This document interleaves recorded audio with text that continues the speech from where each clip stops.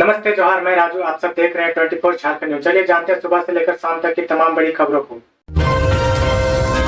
रांची के मोरहाबादी मैदान में हुआ एक्सपो उत्सव 2022 की शुरुआत राज्यपाल रमेश बैस ने किया उद्घाटन। रांची में आज 24 नवंबर से एक्सपो उत्सव 2022 का आयोजन किया जा रहा है। इसका आयोजन मोरहाबादी मैदान में किया गया। राज्यपाल रमेश बैस ने एक्सपो उत्सव का उद्घाटन किया। यह उत्सव 5 दिनों तक चलने वाले हैं, यानी कि 28 नवंबर तक चलेगा। इस एक्सपो उत्सव में देश दुनिया के कई बड़े ब्रांड शामिल हो रहे हैं। बता दें कि एक्सपो उत्सव का आयोजन रांची जूनियर चैम्बर की ओर से किया गया है। एक्सपो उत्सव का यह सिल्वर जुबली वर्ष है। इस साल एक्सपो में 325 स्टॉल लगेंगे। एक्सपो हर दिन सुबह 11:30 से रात 9 बजे तक खुला रहेगा। झारखंड नगर निकाय चुनाव में रांची मेयर सीट आरक्षण को लेकर टकरार, एसटी और एससी दोनों ने दी आंदोलन की चेतावनी। झारखंड में 5वीं अनुसूची के प्रावधानों का उल्लंघन कर नगर निकाय चुनाव कराने की साजिश और आदिवासियों का प्रतिनिधित्व खत्म किए जाने के खिलाफ आदिवासी संगठनों ने अल्बर्ट एक्का चौक पर नगर पालिका अधिनियम 2011 की प्रति जलाई और राज्य निर्वाचन आयोग का पुतला फूंका। आदिवासी अधिकार रक्षा मंच के लक्ष्मी नारायण मुंडा ने कहा कि राज्य निर्वाचन आयोग द्वारा झारखंड के 5वीं अनुसूची जिलों में भी नगर निकायों का चुनाव सामान्य कानून से कराया जाता रहा है। वहीं यह आयोग 5वीं अनुसूची जिलों में विशेष पंचायत कानून, पेशा कानून के तहत त्रिस्तरीय पंचायत चुनाव कराता है। खूंटी में फर्जी दस्तावेज के सहारे होमगार्ड बहाली में आए 2 युवक गिरफ्तार। बिरसा कॉलेज परिसर स्थित बिरसा मुंडा फुटबॉल स्टेडियम में चल रहे होमगार्ड बहाली प्रक्रिया में गुरुवार को फर्जी दस्तावेज के आधार पर बहाली प्रक्रिया में हिस्सा लेते 2 युवकों को गिरफ्तार किया गया। उनकी पहचान सरबिन कुमार और राजेश कुमार के रूप में की गई है। दोनों बिहार के लखीसराय जिला के निवासी हैं। वे खूंटी जिला के स्थानीय निवासी का प्रमाण पत्र बनाकर बहाली प्रक्रिया में हिस्सा ले रहे थे। वहीं फर्जी दस्तावेज के आधार पर कुछ और अन्य युवक भी बहाली प्रक्रिया में हिस्सा लेने के फिराक में थे।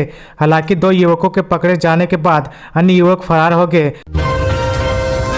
दिल्ली में आयोजित झारखंड दिवस समारोह में शामिल हुए सीएम हेमंत सोरेन। नई दिल्ली के अंतर्राष्ट्रीय व्यापार मेला में आयोजित झारखंड दिवस समारोह में मुख्यमंत्री हेमंत सोरेन ने शिरकत की।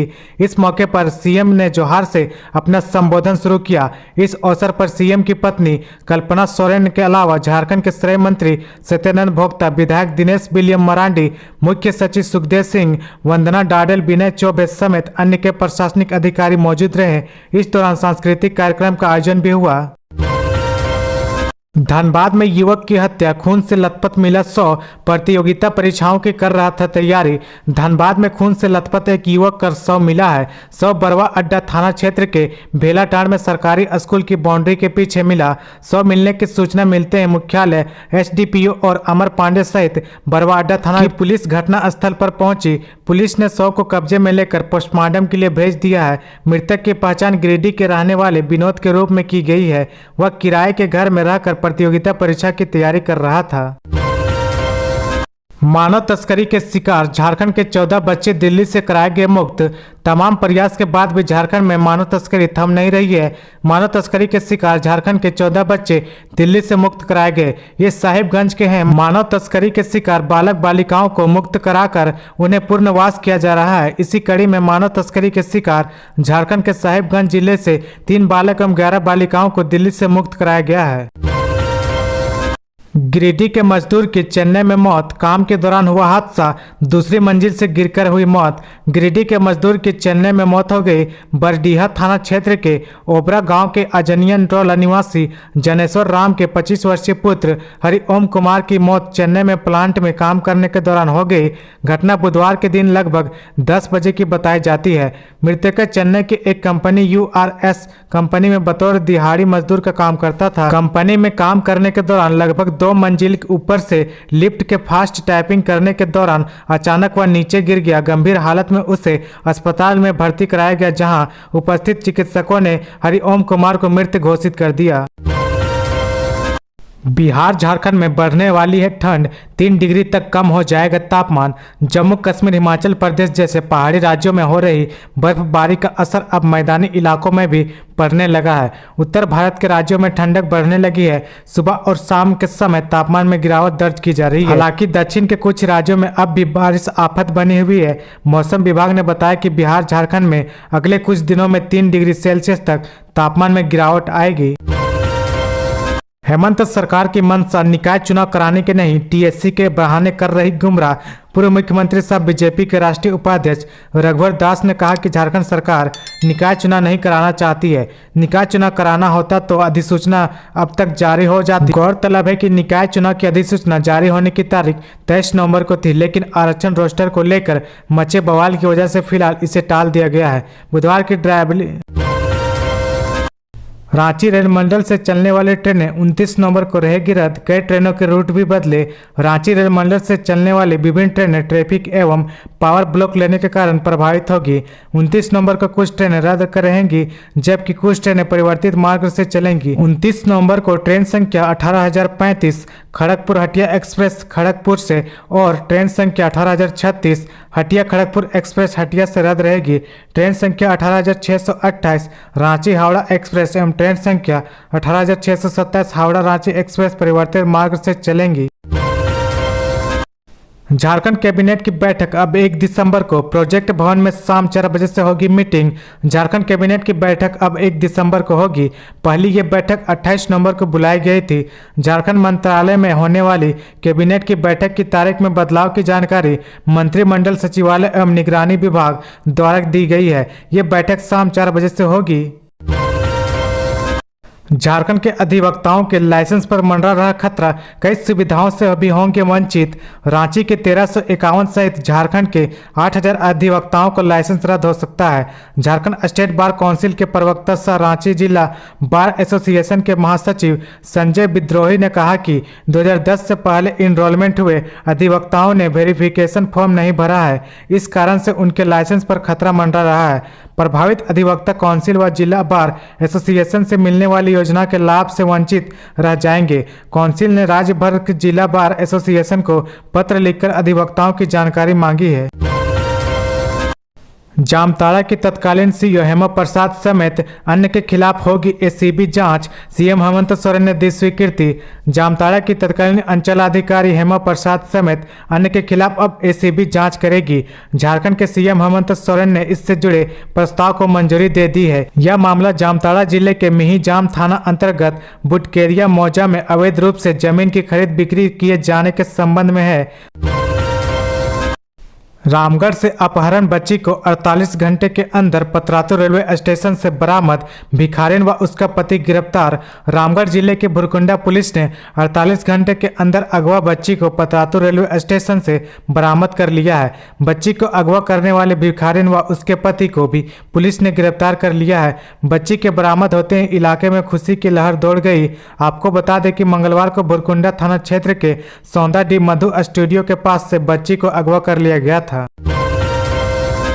प्रोफेसर उदय शंकर ने कहा, लंबे समय तक किसी फैसले और विधेयक को नहीं लटका सकते राज्यपाल, तय हो समय सीमा। राज्यपाल किसी विधेयक को कितने दिनों तक रोक कर रख सकते हैं, इसे लेकर कानून बनाना चाहिए। राज्यपाल की नियुक्ति में मुख्यमंत्री की भूमिका नहीं होनी चाहिए, लेकिन राज्य के पास यह अधिकार होना चाहिए कि वह राज्यपाल को हटा सके। राज्य को इसके लिए एक प्रस्ताव पास कर राष्ट्रपति के पास भेजने का अधिकार मिलना चाहिए। विधायक प्रदीप यादव के निजी सहायक के सील आवास को खोलकर आईटी ने जब्त किए कागजात। आयकर की टीम गुरुवार को दोबारा गोड्डा के पोड़ैया हाट पहुंची। विधायक प्रदीप यादव के प्रतिनिधि देवेंद्र पंडित के आवास पर दिन के तकरीबन 11 बजे पहुंचे। श्री पंडित के सील किए गए कमरे को खोला, कागजात को जब्त किया। इस दौरान श्री पंडित स्वयं आवास पर मौजूद थे। आयकर के अधिकारियों को जांच में सहयोग किया। टीम के अधिकारियों ने कागजात का ब्यौरा मांगा। इस पर विधायक ने निजी सहायक के विस्तार से जानकारी दी। टीम के अधिकारियों कुछ कागजातों अपने साथ लेके योजना संबंधी फाइल के बारे में भी पूछताछ की। बीजेपी की जन आक्रोश रैली में खूब गर्जी केंद्रीय मंत्री अन्नपूर्णा देवी, सरकार पर किए सवालों का बौछार। झारखंड सरकार की जन विरोधी नीतियों और भ्रष्टाचार के खिलाफ भाजपा ने गुरुवार को मेदिनीनगर में जन आक्रोश रैली निकालकर विरोध प्रदर्शन किया। इस मौके पर केंद्रीय शिक्षा राज्य मंत्री अन्नपूर्णा देवी हेमंत सरकार के क्रियाकलाप पर खूब गर्जी। इस दौरान जेएमएम सुप्रीमो शिबू सोरेन और राज्य के सीएम हेमंत सोरेन पर जमकर निशाना साधा। बीजेपी की जन आक्रोश रैली मेदिनीनगर के शिवाजी मैदान से होते हुए 6 मुहान चौक, कचहरी चौक होते हुए पलामू के समारालय तक पहुंचकर यह रैली एक जनसभा में तब्दील हो गई। 2 साल बाद पुलिस ने कब्र से निकाला कंकाल। पश्चिमी सिंहभूम के कराईकेला में नक्सलियों ने की थी हत्या। पश्चिमी सिंहभूम जिला के अति नक्सल प्रभावित क्षेत्र कराईकेला थाना क्षेत्र के उदय नारायणपुर गांव से खूंटी जिले के अर्की थाना और कराईकेला थाना के पुलिस ने कब्र से 2 साल बाद एक कंकाल को बरामद किया है। खूंटी न्यायालय के आदेश के आलोक में प्रशासन ने गुरुवार को कब्र से एक कंकाल को बरामद किया। नक्सली क्षेत्र होने के कारण इस दौरान उदय नारायणपुर गांव में सुरक्षा के पुख्ता इंतजाम किए गए थे। नाबालिग हुई गर्भवती। जमशेदपुर के एमजीएम में मरे हुए बच्चे को दिया जन्म। जांच में हुआ दुष्कर्म का खुलासा। एमजीएम अस्पताल के प्रसव केंद्र में मंगलवार को वर्मा माइंस की 13 वर्ष की नाबालिग भर्ती हुई। उसने रात को मृत भ्रूण को जन्म दिया। कर्मचारियों ने बताया कि परिजन नाबालिग के पेट में दर्द की शिकायत लेकर आए थे। जांच में पता चला कि वह गर्भवती है। वह प्रसव पीड़ा से तड़प रही थी। उसके गर्भ में 5 से 6 माह का भ्रूण था। बच्ची की जिंदगी बचाने के लिए चिकित्सकों ने उसका प्रसव कराया। जन्म के बाद पता चला कि वह मरा हुआ था। डॉक्टरों ने पूछने पर परिजनों ने बताया कि कैसे हुआ तो इसकी जानकारी नहीं है। मामले की सूचना अस्पताल के अधीक्षक डॉक्टर रविंद्र कुमार को दी गई। डॉक्टर कुमार ने पुलिस को जानकारी दी। पुलिस टीम CWC के साथ अस्पताल पहुंची। पूछताछ में पता चला कि बच्ची के साथ दुष्कर्म हुआ है। वह कुछ नहीं बोल पा रही थी। पुलिस जांच कर रही है। मामले में FIR दर्ज नहीं हुई है। देर रात CWC की टीम बच्ची को साथ ले गई। झारखंड फुटबॉल रेफरी बोर्ड को AIFF से मिली मान्यता। SB सिंह चेयरमैन व नवीन सुंडी होंगे head office referee. All India football federation ने झारखंड फुटबॉल रेफरी बोर्ड को मान्यता दे दी है। करीब 7 वर्ष के बाद राज्य में रेफरी बोर्ड को नया जीवन मिला है। करीब 7 वर्ष के बाद राज्य में रेफरी बोर्ड को नया जीवन मिला है। इससे झारखंड के विभिन्न जिलों के कुल 1500 रेफरियों के लिए आगे का रास्ता खुल गया है। अब इनको AIFF के रेफरी कार्यक्रम व रेफरी परीक्षा में बैठने का मौका मिलेगा। झारखंड रेफरी बोर्ड के नए चेयरमैन गोविंदपुर के रहने वाले दिग्गज रेफरी सुरेंद्र बहादुर सिंह होंगे। राष्ट्रीय रेफरी नवीन सुंडी हेड ऑफ रेफरी होंगे। झारखंड विधानसभा में छात्र सांसद से बच्चों ने सीखी विधायिका की बीमारियां। झारखंड विधानसभा स्थापना दिवस के आखिरी दिन गुरुवार को द्वितीय छात्र सांसद में प्रदेश के छात्र छात्राओं ने संसदीय प्रक्रिया की जानकारी ली। छाया विधानसभा में संसदीय प्रक्रिया का पालन करते हुए विधानसभा की कार्यवाही में हिस्सा लिया। छात्रों में से ही मुख्यमंत्री, नेता प्रतिपक्ष और स्पीकर का चुनाव किया गया। सदस्यों ने सवाल पूछे और संबंधित विभाग में मंत्रियों ने उसके जवाब दिए हैं। दीपक प्रकाश ने कहा, राज्यपाल का संशोधन बिल लौटाना साहसिक कदम, इसे तुरंत वापस ले हेमंत सरकार।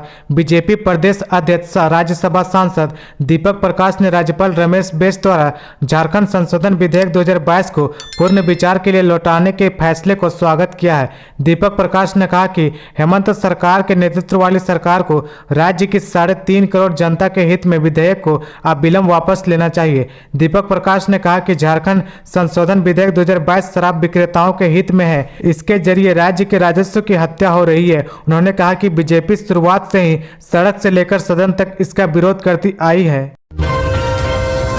झारखंड की सांस्कृतिक धरोहरों को संरक्षण की आवश्यकता।